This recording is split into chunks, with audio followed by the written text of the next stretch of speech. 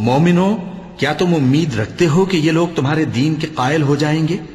حالانکہ ان میں سے کچھ لوگ کلام اللہ یعنی تورات کو سنتے پھر اس کے سمجھ لینے کے بعد اس کو جان بوجھ کر بدل دیتے رہے ہیں، اور یہ لوگ جب مومنوں سے ملتے ہیں تو کہتے ہیں ہم ایمان لے آئے ہیں، اور جس وقت تنہائی میں ایک دوسرے سے ملتے ہیں تو کہتے ہیں جو بات اللہ نے تم پر ظاہر فرمائی ہے وہ تم ان کو اس لیے بتائے دیتے ہو کہ قیامت کے دن اسی کے حوالے سے تمہارے پروردگار کے سامنے تم کو الزام دیں۔ کیا تم سمجھتے نہیں؟ کیا یہ لوگ یہ نہیں جانتے کہ جو کچھ یہ چھپاتے اور جو کچھ ظاہر کرتے ہیں اللہ کو سب معلوم ہے؟ اور بعض ان میں ان پڑھ ہیں کہ اپنی آرزوؤں کے سوا اللہ کی کتاب سے واقف ہی نہیں، اور وہ صرف اٹکل سے کام لیتے ہیں۔ سو ان لوگوں پر افسوس ہے جو اپنے ہاتھ سے کتاب لکھتے ہیں اور کہتے یہ ہیں کہ یہ اللہ کے پاس سے آئی ہے تاکہ اس کے عوض تھوڑی سی قیمت یعنی دنیاوی منفعت حاصل کریں۔ سو ان پر افسوس ہے اس لیے کہ بے اصل باتیں اپنے ہاتھ سے لکھتے ہیں، اور پھر ان پر افسوس ہے اس لیے کہ ایسے کام کرتے ہیں، اور کہتے ہیں کہ دوزخ کی آگ ہمیں چند روز کے سوا چھو ہی نہیں سکے گی۔ ان سے پوچھو کیا تم نے اللہ سے اقرار لے رکھا ہے کہ اللہ اپنے اقرار کے خلاف نہیں کرے گا؟ یا تم اللہ کے بارے میں ایسی باتیں کہتے ہو جن کا تمہیں مطلق علم نہیں؟ ہاں کیوں نہیں، جو برے کام کرے اور اس کے گناہ ہر طرف سے اس کو گھیر لیں تو ایسے لوگ دوزخ میں جانے والے ہیں، اور وہ ہمیشہ اس میں جلتے رہیں گے، اور جو ایمان لائیں اور نیک کام کریں وہ جنت کے مالک ہوں گے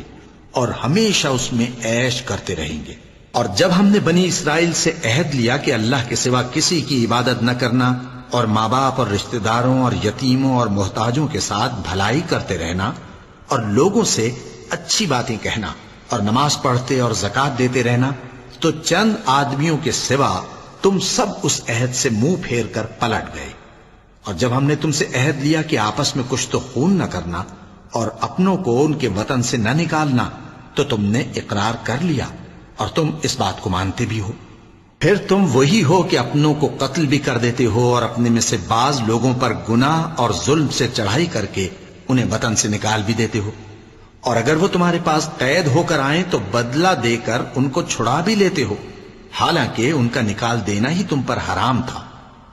یہ کیا بات ہے کہ تم کتاب اللہ کے بعض احکام کو تو مانتے ہو اور بعض سے انکار کیے دیتے ہو؟ تو جو تم میں سے ایسی حرکت کریں ان کی سزا اس کے سوا اور کیا ہو سکتی ہے کہ دنیا کی زندگی میں تو رسوائی ہو اور قیامت کے دن سخت سے سخت عذاب میں ڈال دیے جائیں۔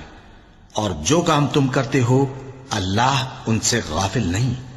یہ وہ لوگ ہیں جنہوں نے آخرت کے بدلے دنیا کی زندگی خریدی، سو نہ تو ان سے عذاب ہی ہلکا کیا جائے گا اور نہ ان کو اور طرح کی مدد ملے گی۔